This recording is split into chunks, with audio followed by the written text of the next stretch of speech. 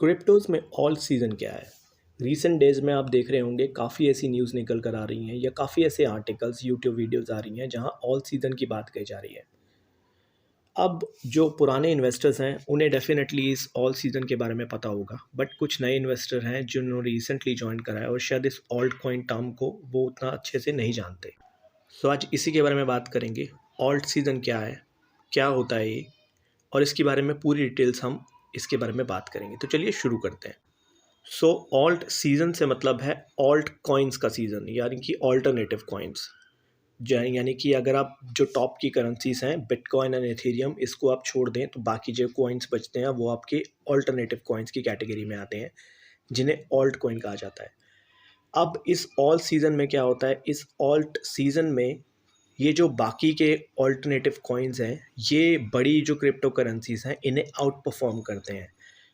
यानी कि Ethereum, bitcoin, इनके प्राइस में आप इतनी मूवमेंट नहीं देखते इस ऑल सीज़न के टाइम में जितना कि आप ऑल्टरनेटिव कॉइन्स में देखते हैं।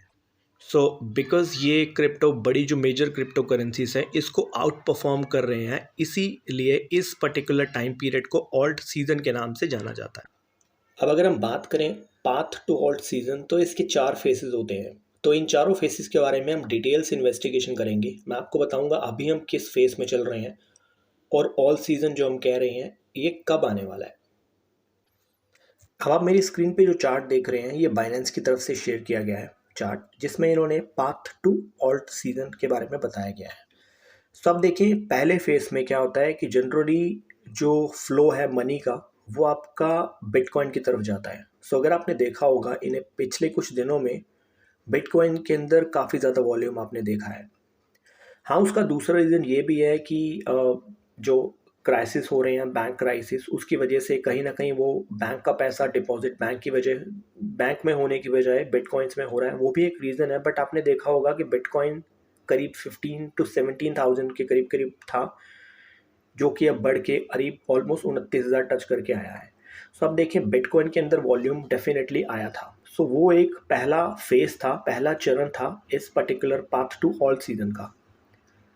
रीसेंट टाइम्स की अगर बात करें तो आप देखेंगे इथेरियम, अब फेज़ 2 में हम आ जाते हैं। अभी जो चल रहा है ये फेज़ 2 चल रहा है, जिसमें आपने देखा है इथेरियम का प्राइस काफ़ी ज़्यादा पंप हुआ है और सेकंड फेज़ में इथेरियम के अंदर वॉल्यूम आया है। इथेरियम करीब-करीब $1900 टच करके अभी रिसेंटली आया है। अभी भी करंटली जब मैं वीडियो बना रहा हूँ 1890 पे आ गया है इथेरियम।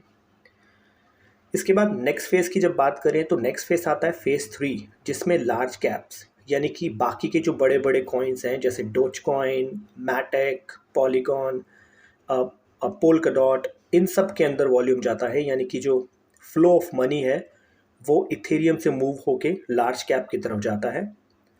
और इसके बाद जो सीज़न 4 आता है वो आता है ऑल्ट कॉइन का सीज़न, जिसके बारे में हम बात कर रहे हैं। अब इस ऑल्ट कॉइन के सीज़न के अंदर आप देख सकते हैं बाकी की जो कॉइन्स हैं, अब चाहे आप कह लें मीम कॉइन्स या जो भी नए कॉइन्स हैं, शिबा इनू या फिर बाकी के जो रिसेंटली करेंसीज आई हैं उनके बारे में। तो ये जितने भी बाकी के जो कॉइन्स हैं वो ऑल सीज़न की तरफ जाते हैं और ये फोर्थ ऑल सीज़न है। ये इसका बेसिकली पाथ बताया गया है कि दैट्स हाउ इट वर्क्स।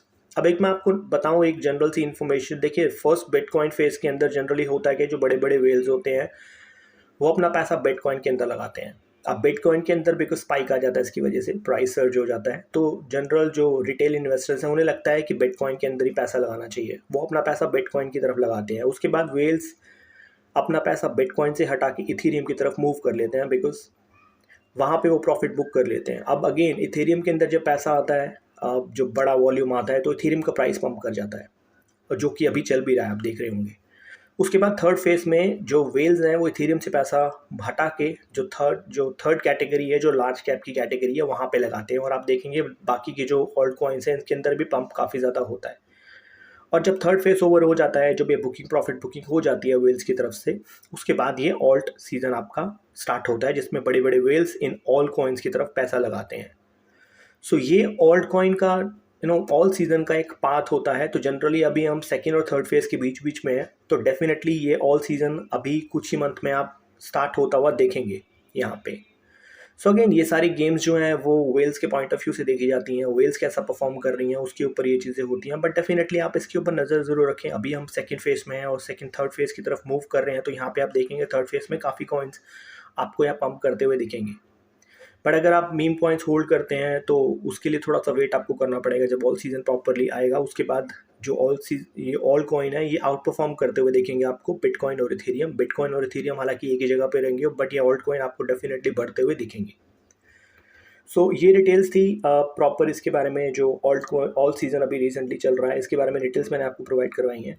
अगर आपको कोई और डिटेल्स कंफर्म करनी है तो प्लीज़ अपने कमेंट्स मुझे कमेंट सेक्शन में बताइएगा। मैं जो भी आपके डाउट्स होंगे डेफिनेटली उसे कवर अप करूँगा।